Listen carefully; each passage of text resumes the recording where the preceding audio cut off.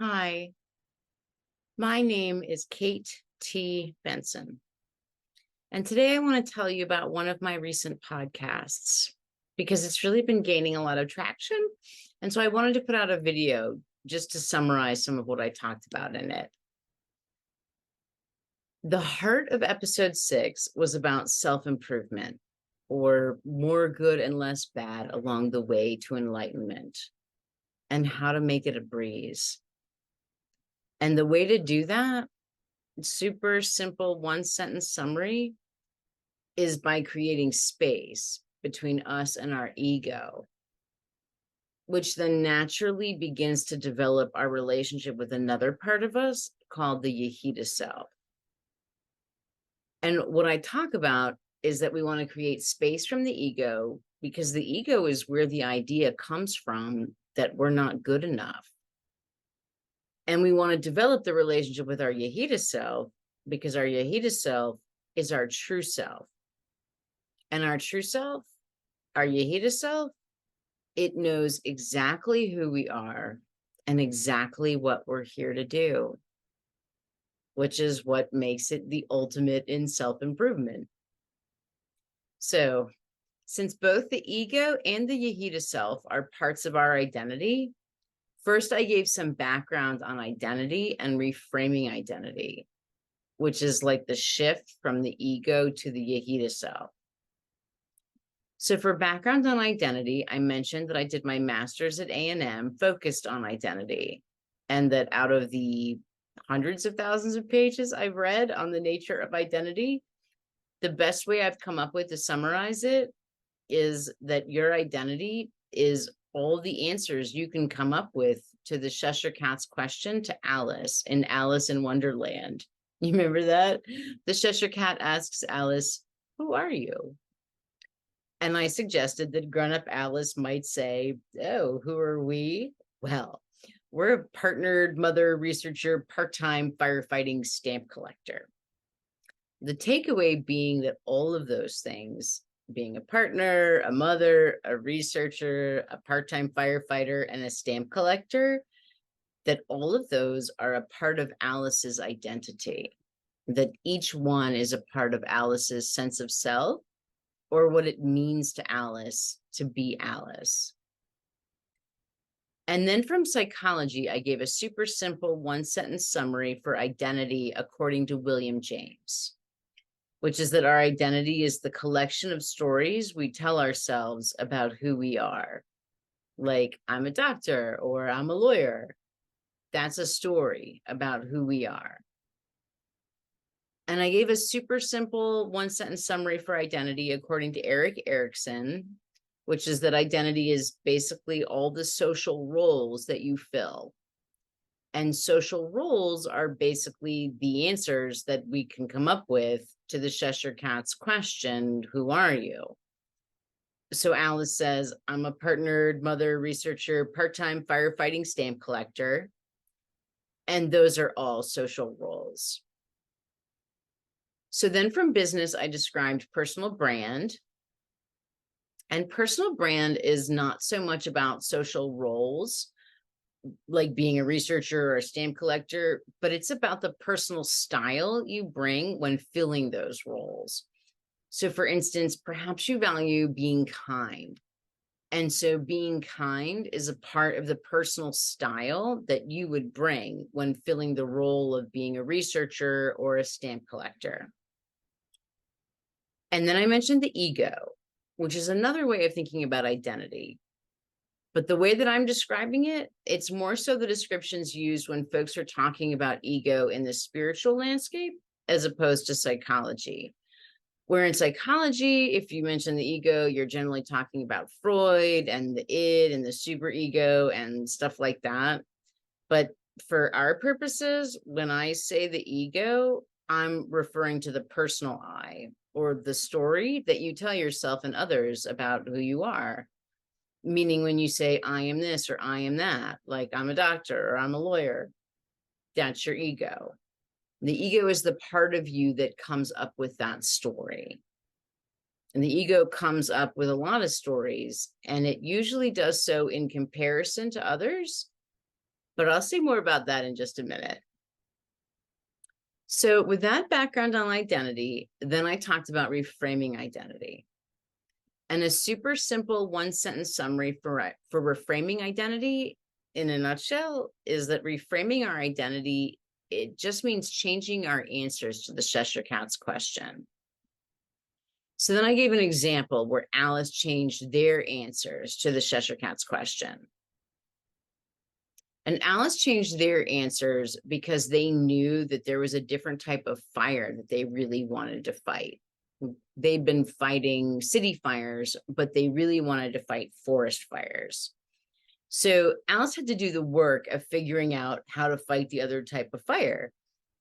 And the reason that Alice gave for why they hadn't been doing that other type of work is that they were nervous about the competition and they weren't sure if they were good enough. So on the surface, reframing our identity is as simple as changing our answers to the Cheshire Cat's question. But underneath, it's about two things. It's about doing the outer and inner work that we need to do. And Alice said they knew that they wanted to fight a different type of fire. So the outer work would be the straightforward stuff, like figuring out how to do a job transfer. But the inner work is about Alice knowing that they're good enough to be able to fight the types of fires that Alice really wants to fight. And then I talked about how that inner work, the knowing that we're good enough, that it turns out to be a little bit more complicated because of our ego. So here's the thing with the ego.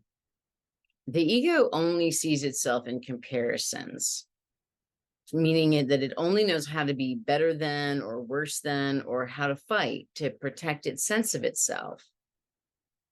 And that's how it teaches us to operate with the world. And it's also how it teaches us to operate within ourselves, meaning that it makes us turn against ourselves. So as a result, we always see ourselves in these self-comparison contrasts. I should be this, I should be that, I should have done this, I shouldn't have done that.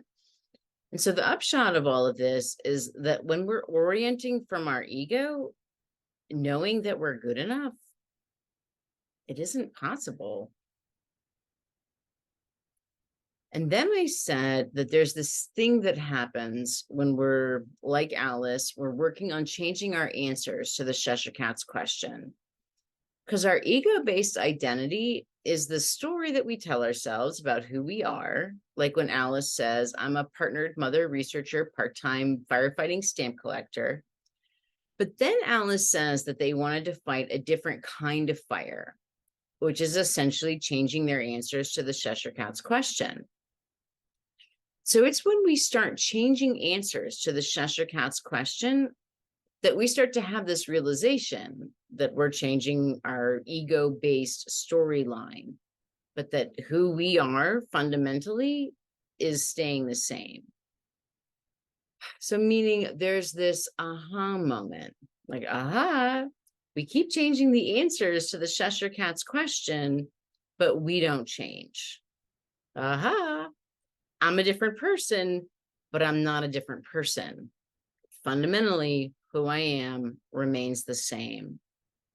Now, my sense of who I am might be augmented, a little shinier, a little more forest fire than city fire. But Alice's sense of who Alice is fundamentally, it's the same. And what that does is it starts to create some space between us and our ego, between us and our ego-based storyline. And then I shared that I actually created a program called Experiencing Enlightenment. It's a series of guided exercises that walk folks through this process of creating space between you and your ego. The exercises are about exploring different answers to the Cheshire Cat's question. And it was designed to take folks all the way to enlightenment. But it makes creating space between you and your ego a breeze. Increasing space between you and your ego is basically unavoidable from doing these exercises. And they're really simple. So if you're interested, check it out. There's a link below. So the Experiencing Enlightenment program will help to create space between you and your ego. But then I talked about how the inner work still requires an absolute assuredness that we're good enough. And so the next question was, well, where does this absolute assuredness come from? And I explained that it comes from our Yechidah Self. And so Yechidah is an ancient secret from Kabbalistic Jewish mysticism. And the basic idea is that a part of you, a part of your soul, is rooted in the Creator, literally. A super simple one-sentence summary for your Yechidah Self is that your Yechidah Self, it's your true self. And your true self is the part of you that's rooted in the Creator. And that part of you, it has a voice. And that voice is called the Yechidah script. So this means that there is a voice within you that's available to you right now. That's the voice of your true self. So most of the time, we're living according to our ego-based storyline. And our ego-based storyline includes all the stories that we tell ourselves about who we are, like I'm a doctor, I'm a lawyer, and all the stories that we tell ourselves about what we're thinking or how we're feeling, like I'm uncomfortable or I'm tired or I'm sad. And the ego worries a lot about what others think and about not being as good as others, because the ego only sees itself in comparisons, meaning it only knows how to be better than or worse than, or how to fight to protect its sense of itself. And that's how it teaches us to operate within the world around us. And it's also how it teaches us to operate within ourselves, meaning that it makes us turn against ourselves. So as a result, we always see ourselves in these self-comparison contrasts. I should be this, I should be that, I shouldn't have done this, I shouldn't have done that. But our Yechidah self, our true self, the part of us that's rooted in God, that part of us is not worried about whether it's as good as others. And it's not worried about what others think. And our Yechidah self, it does have its own storyline, entirely separate from the ego. And that storyline is the story about you that's told by the part of you that's actually rooted in God. And what that means is that the Yechidah script, it's your storyline, but from the part of you that knows exactly who you are and exactly what you're here to do. So when we tap into our Yechidah self, we transform from orienting from a place of ego, where we're living in these comparison contrasts, worried about what others think and whether we're good enough. And instead, when we revolve around our Yechidah self, we revolve around a center of absolute assuredness that we're good enough.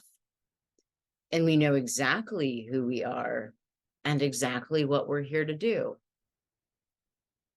There truly is no greater way to self-improvement or more good and less bad on the way to enlightenment than developing your relationship with your Yechidah self. And that was what I talked about in episode 6 of my podcast. Thank you for being here today. If you're interested in creating space between you and your ego, there's a link below to the Experiencing Enlightenment product. And if y'all liked this video, please hit like. It'll help others find it. And if you're curious, you can subscribe and also learn more about me in the links below. Thank you so much for your time. I see you. I appreciate you. Until next time.